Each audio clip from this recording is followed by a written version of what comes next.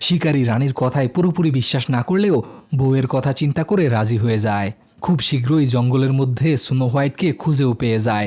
রানীর ভাই মেয়েটিকে নিতে চাইলে শিকারী তার বউকে ফিরিয়ে দিতে বলে, কিন্তু রানীর ভাইয়ের মুখ ফসকে বেরিয়ে যায়, জাদু দিয়ে সবকিছু করা গেলেও মৃত মানুষকে জীবিত করা অসম্ভব।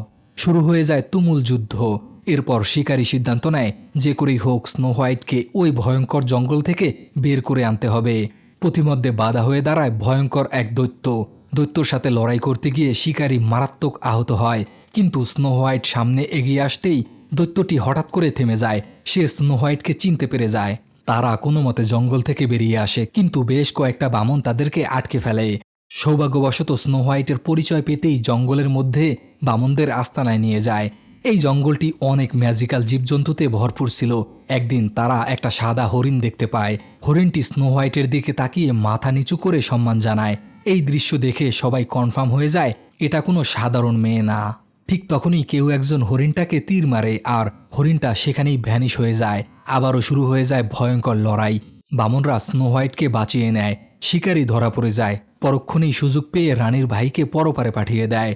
অন্যদিকে রানী কালো জাদুর সাহায্যে একটা হ্যান্ডসাম ছেলের রূপ ধারণ করে স্নো হোয়াইটকে একটা বিষাক্ত আপেল খাইয়ে দেয়। সাথে সাথে স্নো হোয়াইট অজ্ঞান হয়ে যায়। সবাই তাকে রাজপ্রাসাদে ফিরিয়ে আনে, কিন্তু কেউ তার ঘুম ভাঙাতে পারে না। হঠাৎ করেই শিকারীর চুমুতে জ্ঞান ফিরে পায় স্নো হোয়াইট। এবার রানী যুদ্ধের প্রস্তুতি নেওয়া শুরু করে।